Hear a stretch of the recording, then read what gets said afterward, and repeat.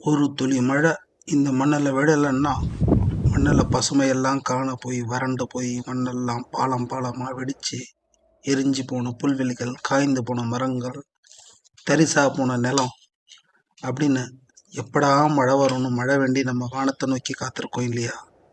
இந்த மழையோட சிறப்பைத்தான் வானத்தில் இருந்து ஒரு துளி கூட விழவில்லை என்றால் இந்த பூமியில் பசுமை பிறப்பது அரிது.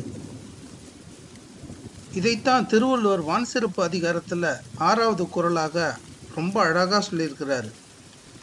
வானத்திலிருந்து மழை விழும்பொழுது என்ன நடக்கும் அப்படிங்கிறத, விசும்பின் துளி வீழின் அல்லாமல் மற்றாங்கே பசும்புல் தலை காண்பு அரிது.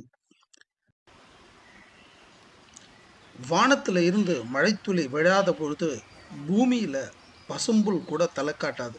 இதுதான் இந்த குறளில் அர்த்தமாக சொல்லியிருக்கிறாங்க. ஒரே ஒரு துளி, அதுதான் ஆரம்பம், அதுதான் உயிரோட முதல் மூச்சுன்னு கூட சொல்லலாம். மழை இல்லைன்னா பசுமை இல்லை, பசுமை இல்லைன்னா வயல்கள் இல்லை, வயல்கள் இல்லைன்னா உணவு இல்லை, உணவு உற்பத்தி இல்லை அப்படின்னா பசியும் பட்டினியும் தான்.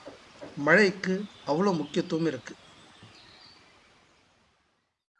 விசும்பின் துளிவீழின் அல்லாமற் மற்றாங்கே பசும்புல் தலை காண்பு அரிது. பசுமை அது ஒரு அலங்காரம் கிடையாது. பசுமையை நம்ம அலங்காரம்னு எடுத்துக்க கூடாது. அடியாதாரமே பசுமை தான். மழை வரும்போது மழை நீர் காப்போம், இயற்கையை காப்போம். நினைவில் கொள்ளுங்கள், மழை இல்லை என்றால் பசுமை என்பது கனவாகும். திருக்குறள் அதிகாரம் 2 வான் சிறப்பு குறள் 16.